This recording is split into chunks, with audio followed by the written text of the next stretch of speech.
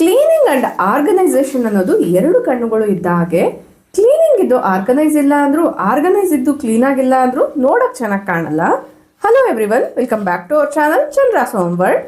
ಇವತ್ತಿನ ವಿಡಿಯೋ ತುಂಬಾನೇ ಇಂಟ್ರೆಸ್ಟಿಂಗ್ ಆಗಿರುತ್ತೆ. ಈ ವಿಡಿಯೋದಲ್ಲಿ ರೂಮ್ ಕ್ಲೀನಿಂಗ್ ಅಂಡ್ ಆರ್ಗನೈಸೇಷನ್ ಐಡಿಯಾಸ್ನ ಶೇರ್ ಮಾಡ್ತಾ ಇದ್ದೀನಿ. ಡ್ರೆಸ್ಸಿಂಗ್ ಯೂನಿಟ್ ಇರ್ಬೋದು, ಅಥವಾ ಡೆಕೋರ್ ಐಟಮ್ಸ್ನ ಜೋಡಿಸೋವಂಥದ್ದು ಇರ್ಬೋದು, ಅಥವಾ ಕಬೋರ್ಡ್ಸ್ ಅಲ್ಲಿ ಬಟ್ಟೆಗಳನ್ನ ಯಾವ ಥರ ಜೋಡಿಸ್ಬೇಕು, ಸ್ಪೆಷಲಿ ಎರಡು ಕಬೋರ್ಡಲ್ಲಿ ಜೋಡಿಸೋವಂಥ ಬಟ್ಟೆಗಳನ್ನ ಒಂದೇ ಕಬೋರ್ಡಲ್ಲಿ ಯಾವ ಥರ ಜೋಡಿಸ್ಕೊಳ್ಬೋದು ಅನ್ನೋ ಪ್ರಾಕ್ಟಿಕಲ್ ಐಡಿಯಾಸ್ನ ಕೂಡ ಶೇರ್ ಮಾಡ್ತಾ ಇದ್ದೀನಿ. ವಿಡಿಯೋನ ಎಲ್ಲೋ ಸ್ಕಿಪ್ ಮಾಡಿದಿರಾ, ಕೊನೆವರೆಗೂ ನೋಡ್ತಾ ಹೋಗಿ. ನೀವೇನಾದರೂ ನಮ್ಮ ಚಾನಲ್ನ ಫಸ್ಟ್ ಟೈಮ್ ವಿಸಿಟ್ ಮಾಡ್ತಾ ಇದ್ರೆ, ನಮ್ಮ ಚಾನಲ್ನಲ್ಲಿ ಹೋಮ್ ಕ್ಲೀನಿಂಗ್, ಆರ್ಗನೈಸೇಷನ್, ಪೂಜಾ ರೂಮ್ ಟಿಪ್ಸ್ ಮತ್ತೆ ಮೇಕವ್ರಿಗೆ ಸಂಬಂಧಪಟ್ಟಿರುವಂಥ ಕಂಟೆಂಟ್ನ ಶೇರ್ ಮಾಡ್ತಾ ಇರ್ತೀನಿ. ಈ ಕಂಟೆಂಟ್ ನಿಮ್ಗೆ ಇಷ್ಟ ಆಗುತ್ತೆ ಅನ್ನೋದಾದ್ರೆ ಸಬ್ಸ್ಕ್ರೈಬ್ ಮಾಡಿಕೊಂಡು, ವಿಡಿಯೋ ಇಷ್ಟ ಆದರೆ ಲೈಕ್ ಮಾಡಿ. ನಾವು without delay let's start the content.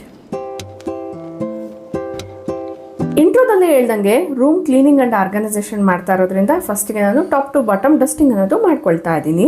ಇಲ್ಲಿ ನಾನು ಯೂಸ್ ಮಾಡ್ತಾ ಇರುವಂಥದ್ದು ಎಕ್ಸ್ಟೆಂಡೆಡ್ ಡಸ್ಟರು. ಎಷ್ಟು ಉದ್ದ ಬೇಕಾದರೂ ಇದನ್ನ ಎಕ್ಸ್ಟೆಂಡ್ ಮಾಡ್ಕೊಳ್ಬೋದು, ಪುಟ್ಟದಾಗೂ ಕೂಡ ಫೋಲ್ಡ್ ಮಾಡಿ ಇಟ್ಕೊಳ್ಬೋದು. ಇದು 3-in-1 ಆಗಿ ವರ್ಕ್ ಆಗುತ್ತೆ. ಅಂದರೆ ಒಂದೇ ಸ್ಟಿಕ್ಗೆ 3 ಅಟ್ಯಾಚ್ಮೆಂಟ್ಸ್ ಅನ್ನೋದು ಕೊಟ್ಟಿರ್ತಾರೆ. ಯಾವ ಸರ್ಫೇಸ್ನ ಕ್ಲೀನ್ ಮಾಡ್ತಿದ್ದೀವಿ ಅನ್ನೋದ್ರ ಮೇರೆಗೆ ಅಟ್ಯಾಚ್ಮೆಂಟ್ಸ್ನ ಚೇಂಜ್ ಮಾಡ್ಕೊಳ್ಬೇಕಾಗುತ್ತೆ. ಮೈಕ್ರೋಫೈಬರ್ ಡಸ್ಟರ್ ಆಗಿರೋದ್ರಿಂದ ಕ್ಲೀನಿಂಗ್ಗೆ ಬೆಸ್ಟ್ ಅಂತಾನೆ ಹೇಳ್ಬೋದು. ಇದರ ಲಿಂಕ್ ಬೇಕಂದ್ರೆ ಟ್ಯಾಗ್ ಮಾಡಿರ್ತೀನಿ, ಇಂಟ್ರೆಸ್ಟ್ ಇರೋರು ಚೆಕ್ ಮಾಡಿ. ನೆಕ್ಸ್ಟ್, ಕಬೋರ್ಡ್ ಔಟ್ಸೈಡ್ ಕ್ಲೀನ್ ಮಾಡೋದಕ್ಕೋಸ್ಕರ ಮತ್ತೊಂದು ಎಕ್ಸ್ಟೆಂಡೆಡ್ ಡಸ್ಟರ್ನ ಯೂಸ್ ಮಾಡ್ತಾ ಇದ್ದೀನಿ. ಇದು ತುಂಬ ಉದ್ದ ಇರಲ್ಲ, ಜಸ್ಟ್ ನಮಗೆ ಕನ್ವೀನಿಯೆಂಟ್ ಆಗಿ ಇರುತ್ತೆ. ಇದು ಕೂಡ ಮೈಕ್ರೋಫೈಬರ್ ಆಗಿರೋದ್ರಿಂದ ಪಾಲಿಶ್ ವುಡ್ ಎಲ್ಲ ಕ್ಲೀನ್ ಮಾಡ್ಕೊಳ್ಳೋಕ್ಕೆ ತುಂಬ ಕನ್ವೀನಿಯೆಂಟ್ ಆಗಿರುತ್ತೆ, ತುಂಬ ನೀಟಾಗೂ ವರ್ಕ್ ಆಗುತ್ತೆ. ಇನ್ನು ಇದೇ ಡಸ್ಟರಿಂದನೇ ನಾನು ಮೆಶ್ ಡೋರ್ಸ್ ಎಲ್ಲಾನು ಒಂದ್ಸತಿ ಡಸ್ಟಿಂಗ್ ಮಾಡ್ಕೊಳ್ತಾ ಇದ್ದೀನಿ. ಇದು ಡ್ರೈ ಡಸ್ಟಿಂಗ್ ಪ್ರೋಸೆಸ್ ಆಗಿರೋದ್ರಿಂದ ಆದಷ್ಟು ಫ್ಲೋರ್ ಕ್ಲೀನ್ ಮಾಡೋದಕ್ಕಿಂತ ಮುಂಚೆನೆ ಮಾಡಿಕೊಂಡ್ರೆ ಬೆಟರು. ಇನ್ನೊಂದು ಕಡೆ ಇರುವಂಥ ವಿಂಡೋನ ಕೂಡ ನೀಟಾಗಿ ಡಸ್ಟಿಂಗ್ ಮಾಡ್ಕೊಳ್ತಾ ಇದ್ದೀನಿ.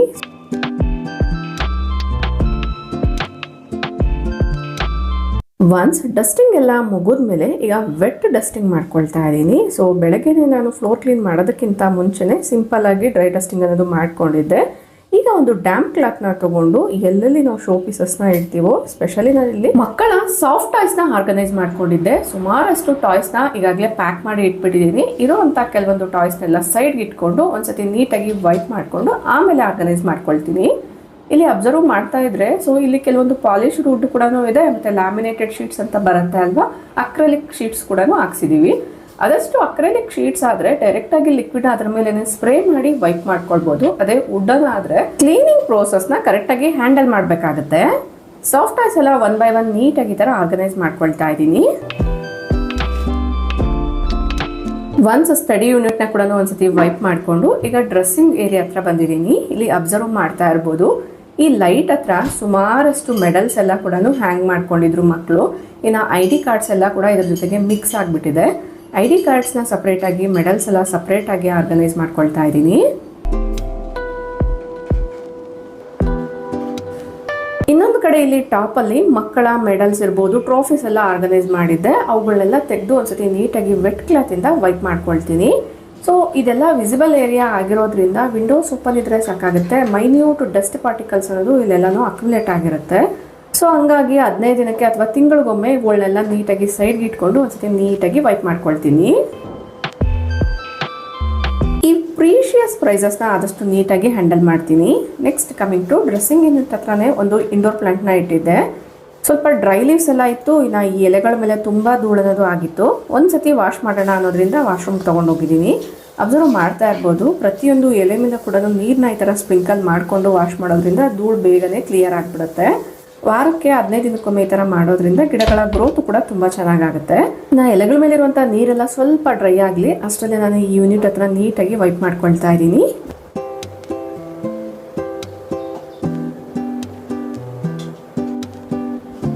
ಇನ್ನು ಈ ಬೆಡ್ ಹತ್ರ ಇರುವಂಥ ಬ್ಯಾಕ್ ರೆಸ್ಟ್ ಇರ್ಬೋದು, ಮತ್ತು ಕೆಲವೊಂದು ಶೋ ಪೀಸಸ್ ಇಡೋಕ್ಕೆ ಮಾಡಿರೋವಂಥ ಈ ಪುಟ್ಟ ಏರಿಯಾಸ್ನ ಎಲ್ಲ ಕೂಡ ಒಂದ್ಸತಿ ವೈಪ್ ಮಾಡ್ಕೊಳ್ತೀನಿ. ಸ್ಪೆಷಲಿ ಇಲ್ಲಿ ಏನು ಲೈಟಿಂಗ್ಸ್ ನೋಡಿದ್ರೆ ಇಲ್ಲಂತೂ ಮಕ್ಕಳು ಸಣ್ಣ ಸಣ್ಣ ಕ್ಲಿಪ್ಸ್ ಎಲ್ಲನೂ ಇಟ್ಕೊಂಡಿರ್ತಾರೆ. ಅದನ್ನೆಲ್ಲ ತೆಗೆದ್ಬಿಟ್ಟು ಒಂದ್ಸತಿ ವೈಪ್ ಮಾಡಿಕೊಂಡು ಎಲ್ಲದನ್ನ ಕೂಡ ಡ್ರೆಸ್ಸಿಂಗ್ ಯೂನಿಟಲ್ಲಿ ನೀಟಾಗಿ ರಿಅರೇಂಜ್ ಮಾಡ್ಕೊಳ್ಬೇಕು. ಇನ್ನು ಡ್ರೆಸ್ಸಿಂಗ್ ಯೂನಿಟಲ್ಲಿ ನಾನು ಆಲ್ಮೋಸ್ಟ್ ಒಂದು 7 ಇಯರ್ಸಿಂದ ಕೂಡ ಒಂದು ಕಾರ್ಡ್ಬೋರ್ಡ್ ಬಾಕ್ಸ್ನ ಯೂಸ್ ಮಾಡ್ತಿದ್ದೆ. ಇಲ್ಲಿ ತೋರಿಸ್ತೀನಿ ನೋಡಿ, ಅಬ್ಸರ್ವ್ ಮಾಡ್ತಾ ಇದ್ದೀರಲ್ವಾ. ಸೊ ಈ ಡ್ರಾಲಿರೋವಂಥದ್ದು ಇದು ಕಾರ್ಡ್ಬೋರ್ಡ್ ಬಾಕ್ಸು. ಈಗ ಅದನ್ನು ರಿಪ್ಲೇಸ್ ಮಾಡ್ತಾ ಇದ್ದೀನಿ. ನಾನು ಇಲ್ಲಿ ಏನು ಹೇಳ್ತಿದ್ದೀನಿ ಅಂದರೆ, ಯಾವುದೇ ಒಂದು ಏರಿಯಾನ ಆರ್ಗನೈಸ್ ಮಾಡಬೇಕು ಅಂದರೆ ನೋಡಿದ ಕೂಡಲೇ ಇಮ್ಮಿಡಿಯೇಟಾಗಿ ಯಾವುದೋ ಒಂದು ವಸ್ತುನ ತಂದು ಜೋಡಿಸೋದಲ್ಲ. ಆ ಏರಿಯಾಗೆ ಕರೆಕ್ಟಾಗಿ ಯಾವ್ದು ಸೂಟ್ ಆಗುತ್ತೆ, ಅದು ಎಷ್ಟು ದಿನಗಳ ಕಾಲ ಬಾಳಿಕೆ ಬರುತ್ತೆ ಅನ್ನೋದ್ರ ಮೇರೆಗೆ ಆ ವಸ್ತುನ ತೊಗೊಂಡ್ರೆ ಬೆಟರು. ನಾನು 7 ವರ್ಷ ಆದಮೇಲೆ ಈಗ ಈ ಒಂದು ಟ್ರೇಸ್ನ ತೊಗೊಂಡಿದ್ದೀನಿ.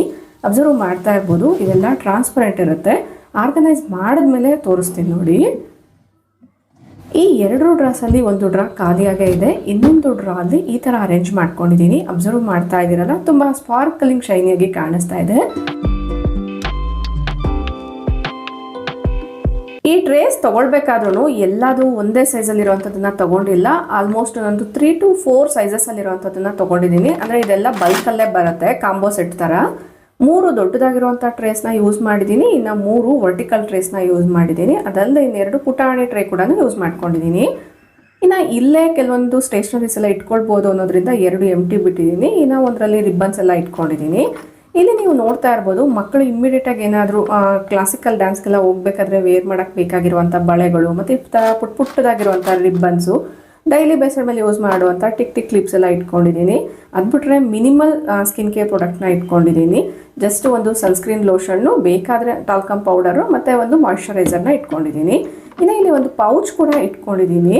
ಸಡನ್ನಾಗಿ ಏನಾದರೂ ಸ್ಕಿನ್ ಕೇರ್ ಪ್ರಾಡಕ್ಟ್ಸ್ನ, ಆಕ್ಸೆಸರೀಸ್ನ ಕ್ಯಾರಿ ಮಾಡಬೇಕು ಅಂದರೆ ಈ ಪೌಚಲ್ಲಿ ಹಾಕ್ಕೊಂಡು ಹೋಗ್ಬೋದು ಅನ್ನೋದ್ರಿಂದ ಸೈಡ್ಗೆ ಇಟ್ಕೊಂಡಿದ್ದೀನಿ.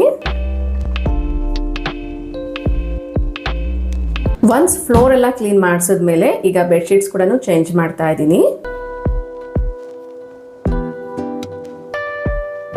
ಆದಷ್ಟು ಕೂಲ್ ಕಲರ್ಡ್ ಬೆಡ್ಶೀಟ್ಸ್ನ ಸೆಲೆಕ್ಟ್ ಮಾಡಿಕೊಂಡ್ರೆ ನೋಡೋಕ್ಕೆ ಅಸ್ಥೆಟಿಕ್ ಆಗಿ ಎಲಿಗೆಂಟ್ ಆಗಿ ಕಾಣಿಸುತ್ತೆ. Next coming to cupboard organisation. ಫಸ್ಟಿಗೆ ನಾನು ಕಬೋರ್ಡ್ನ ಓಪನ್ ಮಾಡಿ ತೋರಿಸ್ತಾ ಇದ್ದೀನಿ ಯಾವ ಥರ ಇದೆ ಅಂತ. ಬಟ್ಟೆಗಳೆಲ್ಲ ತುಂಬ ಮೆಸ್ಸಿ ಆಗಿದೆ. ಇದರಲ್ಲಿ ಯೂಸ್ ಮಾಡದೇ ಇರೋಂಥ ಕ್ಲಾತ್ಸ್ ಕೂಡ ಇದೆ. ಬಟ್ಟೆಗಳು ಆರ್ಗನೈಸ್ ಮಾಡೋಕ್ಕಂತಾನೆ ಕೆಲವೊಂದು ಆರ್ಗನೈಸರ್ಸ್ನ ತರಿಸಿದ್ದೆ. ಇದು ನೀವು ನೋಡ್ತಾ ಇರ್ಬೋದು, ಪ್ರತಿಯೊಂದು ಕಬೋರ್ಡ್ಗೂ ಕೂಡ ಸೂಟಬಲ್ ಆಗುವಂಥ ಆರ್ಗನೈಸರ್ಸ್. ಇದು ಪ್ಲಾಸ್ಟಿಕ್ ಫ್ರೀ ಕಾಂಬೋ ಸೆಟ್ಟಲ್ಲಿ 4 ಬಾಸ್ಕೆಟ್ನ ತೊಗೊಂಡಿದ್ದೀನಿ. ಅಬ್ಸರ್ವ್ ಮಾಡ್ತಾ ಇರ್ಬೋದು. ಇನ್ನು ನೀವು ಏನಾದರೂ ಪ್ಲಾಸ್ಟಿಕ್ನ ಅವಾಯ್ಡ್ ಮಾಡಬೇಕು ಅಂದರೆ ಗೋ ವಿತ್ ದಿಸ್. ಇದೇ ಥರ 2 ಶೆಲ್ಫ್ ಹ್ಯಾಂಗಿಂಗ್ಸ್ನ ತೊಗೊಂಡಿದ್ದೀನಿ. ಅಬ್ಸರ್ವ್ ಮಾಡ್ತಾ ಇರ್ಬೋದು, ಈ ಥರ ಕಾಣಿಸುತ್ತೆ. ಇದರಲ್ಲಿ ನಿಮಗೆ ಸೆಕ್ಷನ್ಸ್ ಕೂಡ ಚೇಂಜಸ್ ಬರುತ್ತೆ. 2, 3, 4, 5ವರೆಗೂ ಕೂಡ ಸೆಕ್ಷನ್ಸ್ ಇರುತ್ತೆ. ನಿಮ್ಮ ಕಬೋರ್ಡ್ ಸೈಜ್ ಎಷ್ಟಿದೆಯೋ ಅದ್ರ ಪ್ರಕಾರ ನೀವು ಇದನ್ನು ಸೆಲೆಕ್ಟ್ ಮಾಡ್ಕೊಳ್ಬೋದು. ಈಗ ನೋಡೋಕ್ಕೆ ಈ ಥರ ಮೆಸ್ಸಿಯಾಗಿರುವಂಥ ಕಬೋರ್ಡ್ನ ಫಸ್ಟ್ಗೆ ಎಂಟಿ ಮಾಡ್ಕೊಳ್ಬೇಕಾಗುತ್ತೆ. ಸೊ ಎಲ್ಲ ನಾನು ಡಿಕ್ಲಿಟರ್ ಮಾಡಿ ಸೆಗ್ರಿಗೇಟ್ ಮಾಡಿ ಜೋಡಿಸೋಣ ಅಂತ ಅಂದ್ಕೊಂಡಿದ್ದೀನಿ. ಸೊ ಹಂಗಾಗಿ ಈ ಮೆಸ್ಸಿ ಥಿಂಗ್ಸ್ ಎಲ್ಲ ಏನಿದೆ ಇವುಗಳನ್ನೆಲ್ಲ ಕೂಡ ತೆಗೆದುಬಿಡ್ತೀನಿ. ಸಾಮಾನ್ಯವಾಗಿ ಮಕ್ಕಳ ಬಟ್ಟೆ ಎಷ್ಟಿದ್ರೂ ಸಾಕಾಗಲ್ಲ ಅಲ್ವಾ. ಗ್ರೋತ್ ವೈಸ್ ಇನ್ಕ್ರೀಸ್ ಆಗ್ತಾ ಇರ್ತಾರೆ, ಬಟ್ಟೆ ಚಿಕ್ಕದಾಗ್ತಾ ಇರುತ್ತೆ. ಆಗಾಗ ನಾವು ಚೇಂಜಸ್ ಮಾಡ್ಕೊಳ್ತಾನೆ ಇರಬೇಕಾಗತ್ತೆ. ಯೂಶ್ವಲಿ ನಮ್ಮ ಬಟ್ಟೆಗಳಾದರೆ ಆ ಬಟ್ಟೆ ಒಂದು ಸ್ವಲ್ಪ ಫೇಡ್ ಆಗೋವರೆಗೂ ಅಥವಾ ಆ ಬಟ್ಟೆ ಹರಿದೋಗೋವರೆಗೂ ಯೂಸ್ ಮಾಡ್ಬೋದು. ಬಟ್ ಮಕ್ಕಳ ಬಟ್ಟೆ ಆ ಥರ ಇರಲ್ಲ. ಸೈಜ್ ವೈಸ್ ಇನ್ಕ್ರೀಸ್ ಆಗೋ ಕಾರಣ ಆಗಾಗ ಚೇಂಜಸ್ ಮಾಡ್ತಾನೆ ಇರಬೇಕಾಗತ್ತೆ. ಫೈನಲಿ ಮಾತಾಡ್ತಾನೆ 2 ಶೆಲ್ಫ್ನ ಕೂಡ ನಾನು ಎಂಟಿ ಮಾಡಿಕೊಂಡೆ. ಈಗ ಲಿಕ್ವಿಡ್ನ ಸ್ಪ್ರೇ ಮಾಡಿಕೊಂಡು ನೀಟಾಗಿ ವೈಪ್ ಮಾಡ್ಕೊಳ್ತೀನಿ.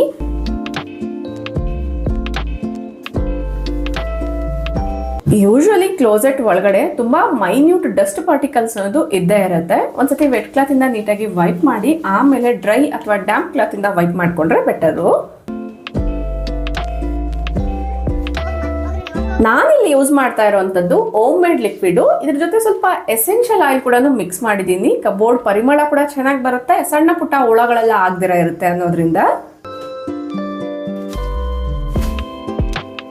ನಿಮ್ಮ ಕಬೋರ್ಡ್ಸ್ ಅಲ್ಲಿ ತೆಗ್ದಾಕುವಂತ ಬಟ್ಟೆ ಏನು ಜಾಸ್ತಿ ಇಲ್ಲ, ಜಸ್ಟ್ ರೀಅರೇಂಜ್ ಮಾಡಬೇಕು, ಆರ್ಗನೈಸ್ ಮಾಡಬೇಕು ಅನ್ನೋದಾದ್ರೆ ಒಂದು ಶೆಲ್ಫ್ ಆದ್ಮೇಲೆ ಒಂದು ಶೆಲ್ಫ್ನ ಕ್ಲೀನ್ ಮಾಡ್ಕೊಂಡು ಜೋಡಿಸ್ತಾ ಬಂದ್ರೆ ಬೆಟರು. ಇಲ್ಲ ಅನ್ನೋದಾದ್ರೆ ಒಂದು ಸ್ವಲ್ಪ ಮೆಸ್ಸಿ ಆಗ್ಬಿಡುತ್ತೆ, ಸ್ಟ್ರೆಸ್ ಆಗಿ ಕೂಡ ಫೀಲ್ ಆಗ್ತೀವಿ, ಕ್ಲೀನ್ ಮಾಡೋಕ್ಕೆ ಸ್ವಲ್ಪ ಮೋಟಿವೇಟ್ ಬರಲ್ಲ.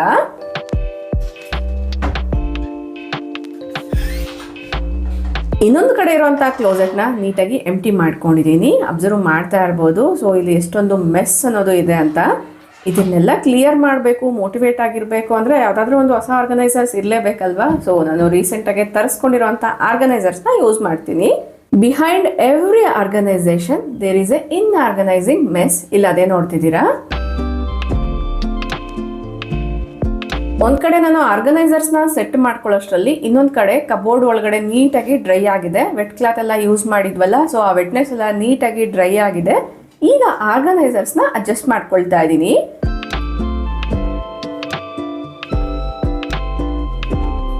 ಈ ಶೆಲ್ಫ್ ಆರ್ಗನೈಸರ್ಸ್ ನ ಈಗಾಗಲೇ ಸುಮಾರು ವರ್ಷಗಳಿಂದ ಯೂಸ್ ಮಾಡಿರೋದ್ರಿಂದ ಇದು ಯಾವ ತರ ಬಾಳ್ಕೆ ಬರುತ್ತೆ, ನೋಡಕ್ಕೆ ಯಾವ ತರ ಕಾಣಿಸುತ್ತೆ, ಎಲ್ಲಿಟ್ರೆ ಕರೆಕ್ಟ್ ಆಗಿ ಸೂಟ್ ಆಗುತ್ತೆ ಅನ್ನೋದು ಗೊತ್ತಾಗಿದೆ. ಸೊ ಹಂಗಾಗಿ ಡೈರೆಕ್ಟ್ ಆಗಿ ಹ್ಯಾಂಗ್ ಮಾಡ್ಕೊಂಡಿದ್ದೀನಿ. ನೆಕ್ಸ್ಟ್ ಬಂದು ಆಗ್ಲೇ ಹೇಳಿರುವಂತ ಈ ವೈಟ್ ಕಲರ್ ಅಲ್ಲಿ, ಅಂದ್ರೆ ಒಂದ್ ರೀತಿ ಕ್ರೀಮ್ ಕಲರ್ ಅಲ್ಲಿರುವಂತಹ 4 ಬಾಸ್ಕೆಟ್ಸ್. ಒಂದು ಕಡೆ ಕಬೋರ್ಡ್ ಬೇಕಾಗಿರುವಂತ ಆರ್ಗನೈಸರ್ಸ್ ನ ತರಿಸ್ಕೊಂಡಿದ್ದೆ, ಇನ್ನೊಂದು ಕಡೆ ಕಬೋರ್ಡ್ಗೆ ಈಗಾಗಲೇ ಮನೆಯಲ್ಲಿರುವಂತ ಆರ್ಗನೈಸರ್ ನ ಯೂಸ್ ಮಾಡ್ತಾ ಇದ್ದೀನಿ.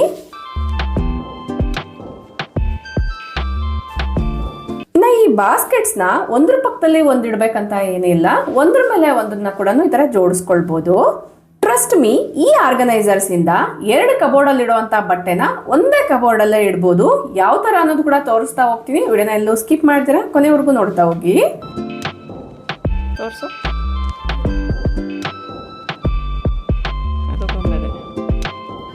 ಐವೋ ನಿಮ್ಮಲ್ಲೂ ಕೂಡ ಸುಮಾರು ಜನ ಸ್ವೀಟ್ ಮೆಮೊರಿಗಂತಾನೆ ಮಕ್ಳು ಹಾಕಿರುವಂತ ಫಸ್ಟ್ ಬಟ್ಟೆನ ಬಚ್ಚಿಟ್ಕೊಂಡಿರ್ತೀರ ಅಲ್ವಾ? ಕಮೆಂಟ್ ಮಾಡಿ ತಿಳಿಸಿ.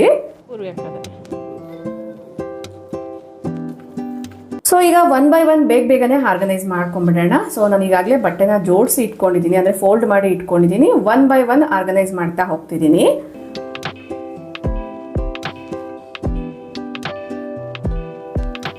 ಇಬ್ಬರು ಬಟ್ಟೆನೂ ಒಂದೇ ಕಬೋರ್ಡ್ ಅಲ್ಲೇ ಜೋಡಿಸ್ತಾ ಇರೋದ್ರಿಂದ ಒಂದೊಂದು ಶೆಲ್ಫ್ ಆರ್ಗನೈಸರ್ ಅಲ್ಲಿ ಒಬ್ಬೊಬ್ಬರು ಬಟ್ಟೆನ ಜೋಡಿಸ್ಕೊಂಡಿದ್ದೀನಿ.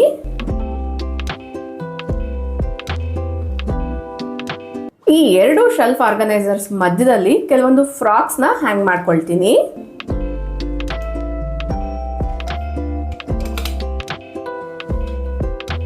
ಬಟ್ಟೆ ಜಾಸ್ತಿ ಇದ್ದಾಗ ಈ ಫ್ರಾಕ್ಸ್ ಎಲ್ಲ ಸ್ಯಾರಿ ಆರ್ಗನೈಸರ್ ಅಲ್ಲಿ ಇಟ್ಕೊಂಡು ಇಲ್ಲೂ ಕೂಡ ಇನ್ನ ಒಂದು ನೀವು ಹ್ಯಾಂಗಿಂಗ್ ಶೆಲ್ಫ್ ಆರ್ಗನೈಸರ್ ನ ಯೂಸ್ ಮಾಡ್ಕೊಳ್ಬಹುದು. ನೆಕ್ಸ್ಟ್ ಈಗ ಈ 4 ಬಾಸ್ಕೆಟ್ಸ್ ಅಲ್ಲೂ ಏನೇನ್ ಬಟ್ಟೆ ಜೋಡಿಸ್ತೀನಿ ಅಂತ ತೋರಿಸ್ತಾ ಇದ್ದೀನಿ, ಬನ್ನಿ. ಅಬ್ಸರ್ವ್ ಮಾಡ್ತಾ ಇರ್ಬೋದು, ಅಗಲ ಜಾಸ್ತಿ ಇರೋ ಕಾರಣ ರೋಲಿಂಗ್ ಮೆಥಡ್ ಅಲ್ಲಿ 2 ಪೋರ್ಷನ್ ಅಲ್ಲಿ ಬಟ್ಟೆಗಳನ್ನ ಇಟ್ಕೊಂಡಿದ್ದೀನಿ.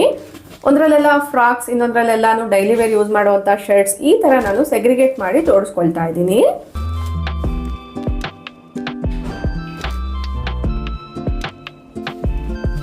ರೋಲಿಂಗ್ ಮೆಥಡ್ ಅಲ್ಲಿ ಬಟ್ಟೆಗಳನ್ನ ಫೋಲ್ಡ್ ಮಾಡೋದ್ರಿಂದ ಜಾಸ್ತಿ ಬಟ್ಟೆಗಳನ್ನ ಕಡಿಮೆ ಜಾಗದಲ್ಲೇ ಆರ್ಗನೈಸ್ ಮಾಡಬಹುದು.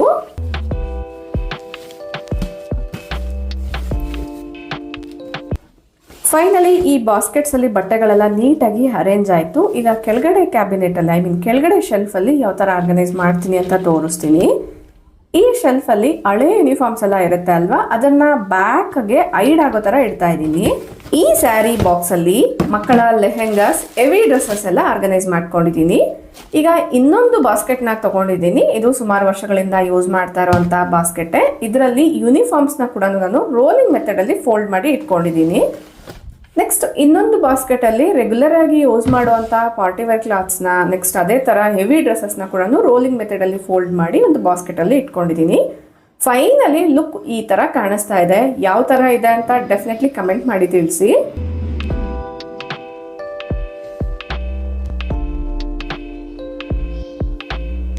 ಈ ಒಂದು ನೀಟ್ ಲುಕ್ ನಿಮಗೂ ಇಷ್ಟ ಆದ್ರೆ ಲೈಕ್ ಮಾಡಿ.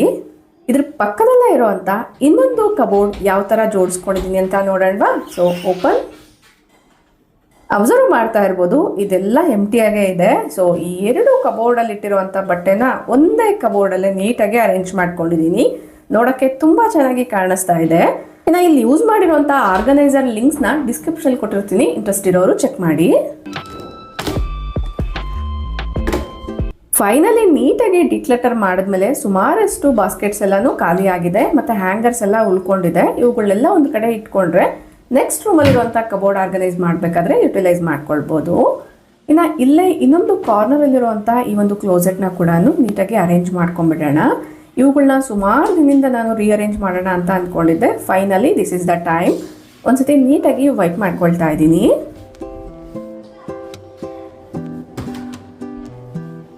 ಇದು ಒಳಗಡೆ ಯಾವ ಆರ್ಗನೈಸರ್ ಕರೆಕ್ಟಾಗಿ ಸೂಟ್ ಆಗುತ್ತೆ ಅಂತ ಒಂದ್ಸತಿ ಚೆಕ್ ಮಾಡ್ತಾ ಇದ್ದೀನಿ. ಬಟ್ ಈ ಆರ್ಗನೈಸರ್ ಇಟ್ಟಾಗ ಡೋರ್ ನೀಟಾಗಿ ಕ್ಲೋಸ್ ಆಗ್ತಿರ್ಲಿಲ್ಲ. ಸೊ ಹಂಗಾಗಿ ಯೂಶಲಿ ಡಿಸ್ಟಿಲ್ ವಾಟರ್ ಎಲ್ಲ ತಗೊಂಡಾಗ ಕ್ಯಾನ್ಸ್ ಅಲ್ಲಿ ತಗೊಂಡಿರ್ತೀವಿ. ಆ ಕ್ಯಾನ್ನ ಈ ಶೇಪಲ್ಲಿ ಕಟ್ ಮಾಡ್ಕೊಂಡಿದ್ದೀನಿ.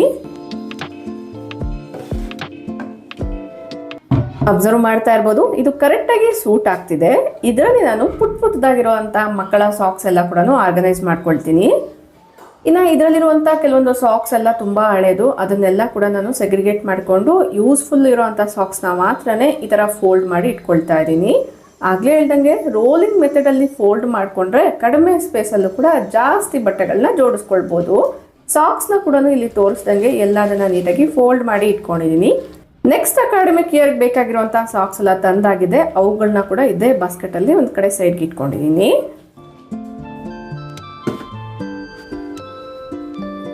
ಟ್ರಾವೆಲ್ ಮಾಡಬೇಕಾದ್ರೆ ಯೂಸ್ ಮಾಡುವಂಥ ಹ್ಯಾಟ್ಸ್ ಇರ್ಬೋದು, ಈ ಥರ ಸರ್ಕಲ್ ಶೇಪಲ್ಲಿರುವಂಥ ಹ್ಯಾಟ್ಸ್ ಎಲ್ಲ ನೀಟಾಗಿ ಫೋಲ್ಡ್ ಮಾಡಿಕೊಂಡು ಈ ಬ್ಯಾಗಲ್ಲಿ ಇಟ್ಕೊಳ್ತಾ ಇದ್ದೀನಿ. ಇವುಗಳನ್ನ ಹೊರಗಡೆನೇ ಇಟ್ಟರೆ ತುಂಬ ಜಾಸ್ತಿ ಸ್ಪೇಸ್ನ ಅಕ್ಯುಮುಲೇಟ್ ಮಾಡುತ್ತೆ. ಸೊ ಹಂಗಾಗಿ ಈ ಥರ ಒಂದು ಜಿಪ್ ಇರೋವಂಥ ಬ್ಯಾಗಲ್ಲಿ ಲಾಕ್ ಮಾಡ್ಕೊಂಡಿದ್ದೀನಿ. Next coming to bags. Grandparents ತಂದು ಕೊಟ್ಟಿರುವಂಥ ಬ್ಯಾಗ್ಸು ಮತ್ತು ಡ್ಯಾನ್ಸ್ ಕ್ಲಾಸಲ್ಲಿ ಕೊಟ್ಟಿರುವಂಥ ಕೆಲವೊಂದು ವಾಟರ್ ಬಾಟಲ್ ಬ್ಯಾಗ್ಸ್ ಎಲ್ಲ ನೀಟಾಗಿ ಅರೇಂಜ್ ಮಾಡ್ಕೊಳ್ತಾ ಇದ್ದೀನಿ. ಈ ಥರ ಅರೇಂಜ್ ಮಾಡ್ತಿದ್ದಂಗೆ ಗಾಳಿ ತುಂಬ ಜಾಸ್ತಿ ಬಂದು ಆ ಫೋರ್ಸ್ಗೆ ಟ್ರೈಪಾಡೇ ಬಿದ್ದೋಯ್ತು.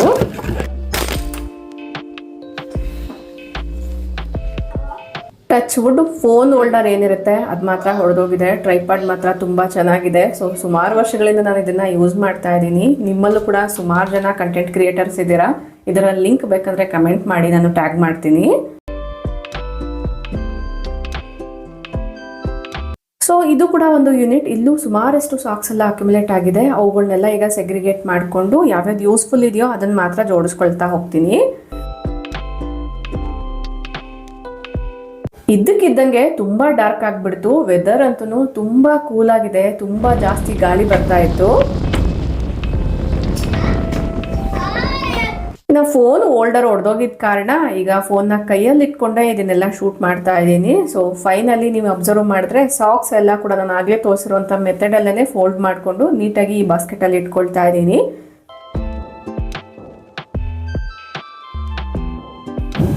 ಈ ಕ್ಯಾಬಿನೆಟ್ಸ್ ಎಲ್ಲ ಸ್ಪೋರ್ಟ್ಸ್ ಕ್ಲಾತಿಂಗ್ಗೆ ಸಂಬಂಧಪಟ್ಟಿರುವಂಥದ್ದು. ಒಂದರಲ್ಲೆಲ್ಲ ಟೈಕೊಂಡಗೆ ಸಂಬಂಧಪಟ್ಟಿರುವಂಥ ಬೆಲ್ಟ್ಸ್ನ ಇಟ್ಕೊಂಡಿದ್ದೀನಿ. ಸೊ ಇನ್ನು 2 ಶೆಲ್ಫ್ಸ್ ಖಾಲಿಯಾಗೇ ಇದೆ.